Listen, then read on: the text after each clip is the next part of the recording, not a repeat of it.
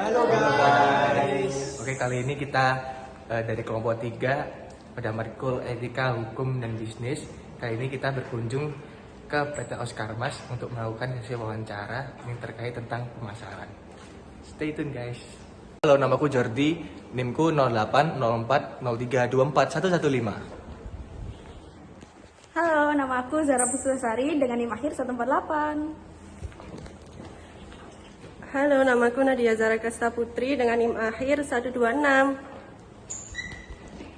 Halo, nama aku Latifah Dwi Marcelina dengan NIM akhir 116. Halo, nama aku Raudatul Jannah dengan NIM akhir 131. Halo, namaku Rendra Daud Surya Priyatama dengan NIM akhir.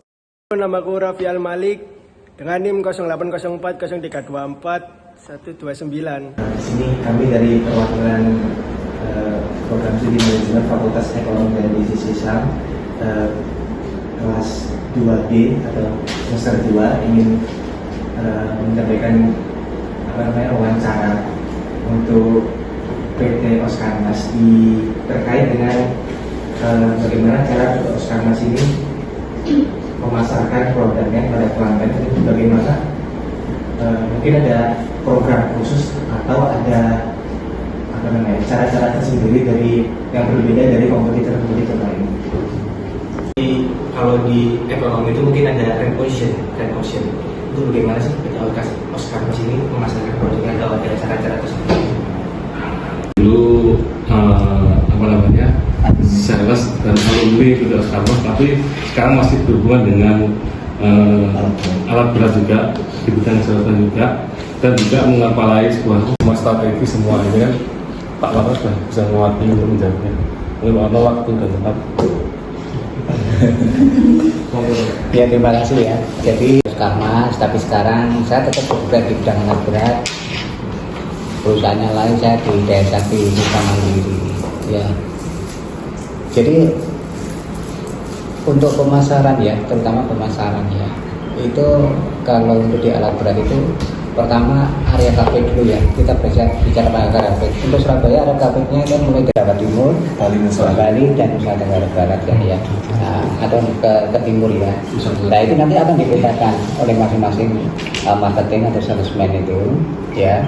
Jadi untuk area KP-nya semuanya si A mengcover untuk wilayah Semarang atau Jawa Tengah. Kemudian Jawa Timur mungkin bebas kayak gitu ya, bebas ya karena juga luas. Dari CB, kemudian NTB, CC, supaya apa? Paling tidak itu kalau semuanya bisa konsen ke satu wilayah kayak gitu, itu lebih bagus, lebih kuat kan kayak gitu, daripada tercover semua, tapi istilahnya nggak detail gitu loh ya, nggak bisa sampai nggak dalam gitu loh ya, gitu. Di luar, saya di dalam ya ada program mungkin campaign atau mungkin ada diskon dalam rangka ulang tahun, mungkin dalam rangka akhir tahun dan gitu, atau mungkin lebaran itu biasanya mesti secara intern itu kita ada kemudian kalau di luar ya melalui media sosial itu juga sangat penting karena semua sekarang untuk belajar digital gitu ya. Jadi customer yang belum punya unit gitu ya, atau mau memulai bisnis alat berat gitu, biasanya ya awalnya langsung produk ini Mbak Sumitomo yang ada Oscar Mas, kekurangannya apa, kelebihannya apa gitu. Terus yang penting juga pengajuannya gimana gitu kan, itu kan kalian produk premium ya, mungkin bisa disamakan dengan produk-produk yang sudah ada Caterpillar, Komatsu ya, terus mobilku Sumitomo itu oke lah, kayaknya itu sama lah ya, tinggal nanti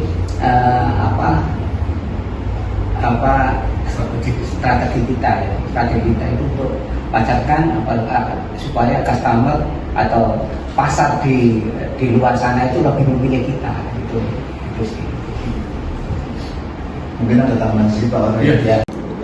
Untuk alat berat mobil atau apapun itu ya, kita mesti hubungannya sama pembiayaan, financingnya seperti apa. Nah, karena jarang untuk alat berat dengan harga yang pastinya di atas 1M ya, pasti rata-rata di atas 1M itu beli tunai, customer ada, cuman kalau kita kasih persentase mungkin nggak ada 10%. Dari 100 yang kita jual katakanlah itu ada 10% yang cash.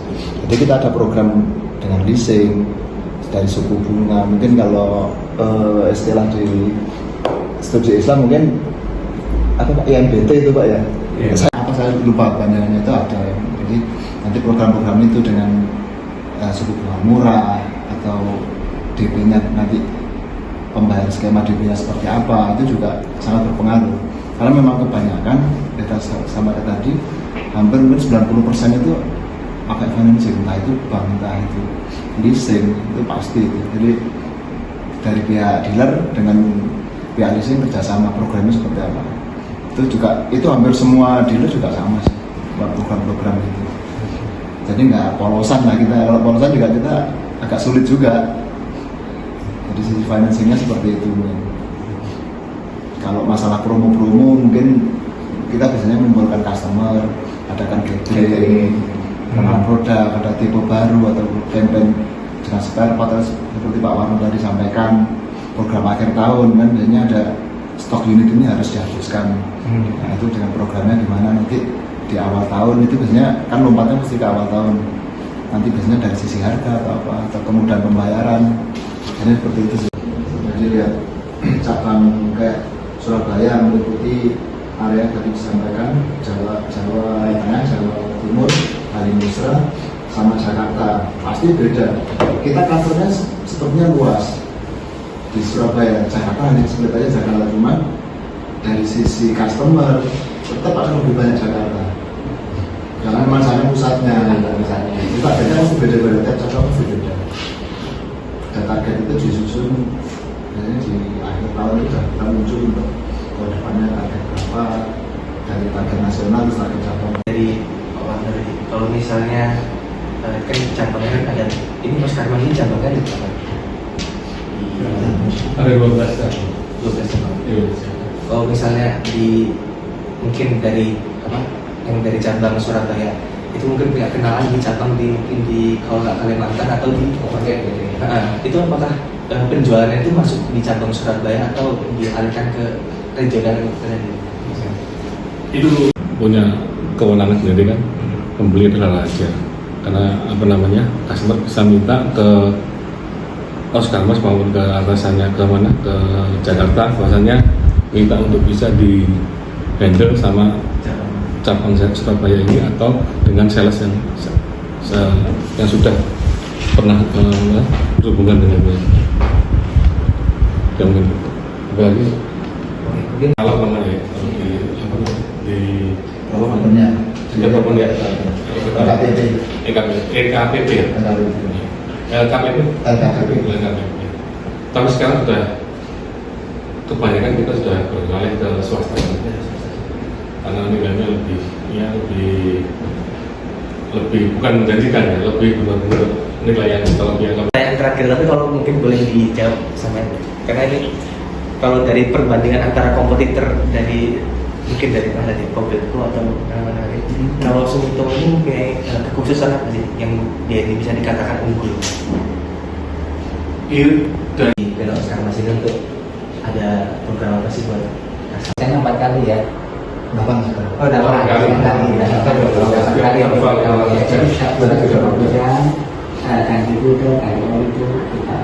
itu di luar kerusakannya. Superintender dan supervisornya sekaligus bisa terlawan bila diperlukan.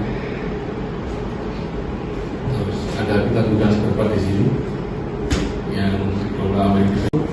Waktunya servis bukan mereka yang bawa sini enggak, tapi kita yang datang. Ya, kan nggak mungkin alat sini.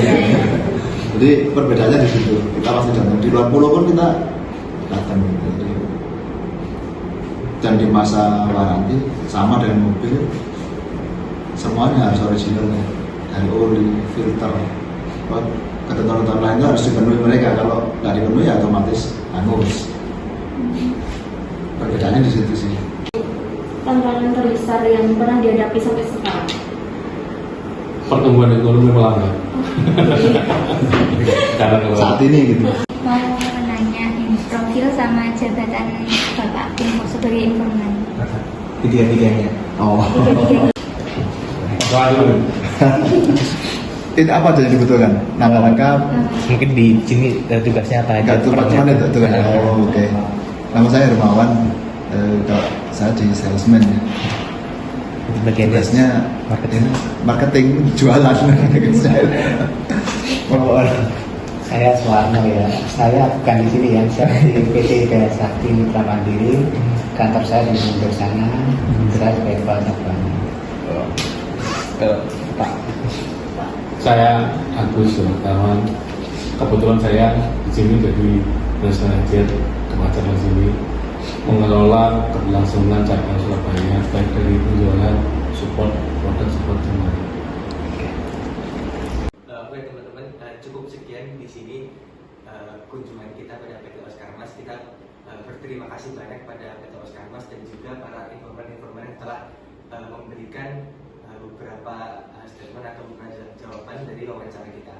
Oke, sekian dari kami. Wassalamualaikum warahmatullahi wabarakatuh.